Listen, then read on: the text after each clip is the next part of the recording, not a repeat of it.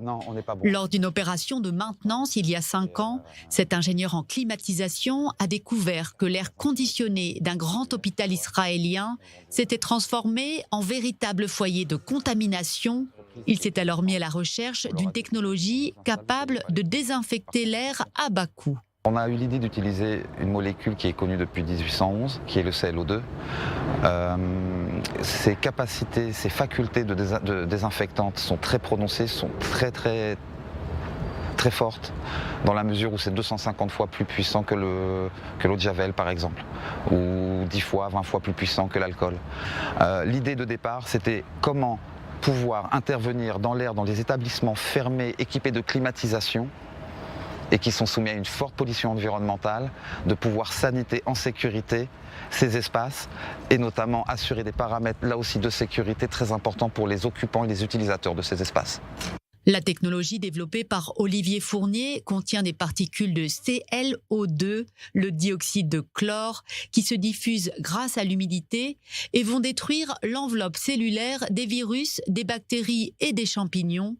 Elle a aussitôt été adoptée par plusieurs hôpitaux français pendant la pandémie de coronavirus. C'est un produit qui est tout simple et en même temps ça fonctionne parce qu'on a demandé au laboratoire qui s'occupe de toutes les mesures de nos climatisations et de nos traitements d'air et en fait les résultats sont excellents.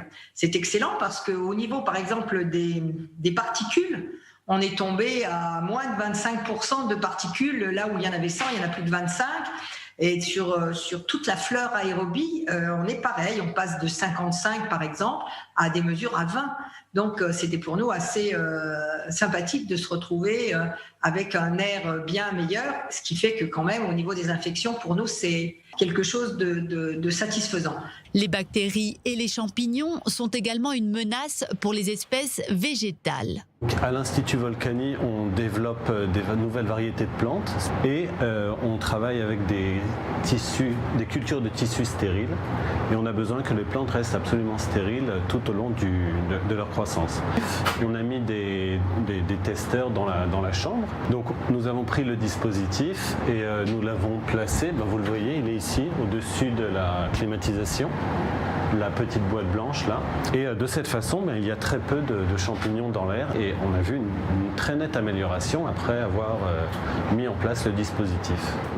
En plus des hôpitaux et des EHPAD, la start-up ClO2 Tech équipe désormais des entrepôts de produits frais, des camions frigorifiques, des serres de culture de fruits et même de cannabis.